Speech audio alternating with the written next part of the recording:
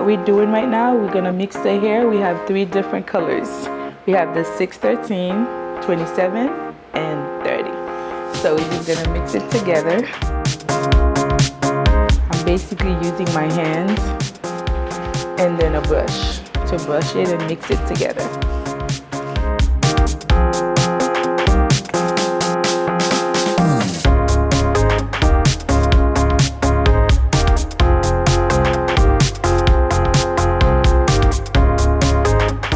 What we're doing, we basically parting the hair about 2 inches apart from each other.